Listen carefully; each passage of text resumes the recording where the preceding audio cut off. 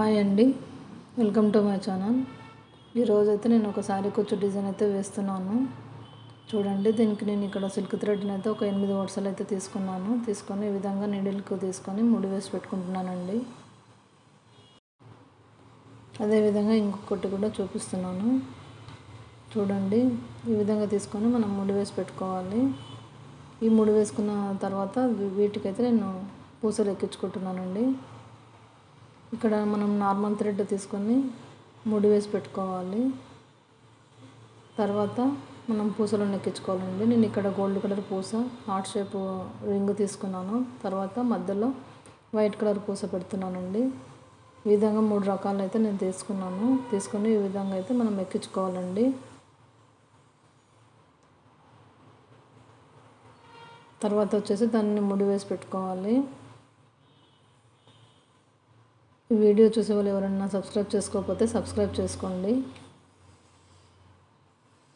నీడిల్తోనే మనం ఇవన్నీ ఎక్కించుకోవచ్చండి. ఈ విధంగా ఎక్కించుకుంటే మనకి ఈజీగా అవుతుంది. తర్వాత మనం ముడి వేసి పెట్టుకోవాలి. ఇక్కడ వచ్చేసి నేను సిల్క్ థ్రెడ్ని అయితే 90 లైన్స్ అయితే తీసుకున్నానండి. తీసుకొని ఈ విధంగా ఒక నీడిల్కి ఎక్కించుకొని మనం రింగు తీసుకోవాలండి. కూర్చునైతే చూడండి, ఈ రింగు మధ్యలో మనము ఒక థ్రెడ్ ఉంటుంది. ఆ థ్రెడ్ మధ్యలో నుంచి మనము నీడిల్ని తీసి కూర్చోవేయాలండి. దీనిని మనం జరీ థ్రెడ్తోనే ఒక 2-3 సార్లు అయితే ముడి వేసి పెట్టుకోవాలి. తర్వాత బ్యాక్ సైడ్ మనము కట్ చేసి పెట్టుకోవాలండి. బ్యాక్ సైడ్ అయితే మనకు కనిపించదు కదా, నీట్గా ఉంటుంది. ఫ్రంట్ సైడ్ కట్ చేసి పెట్టుకుంటే కనిపిస్తుంది అది.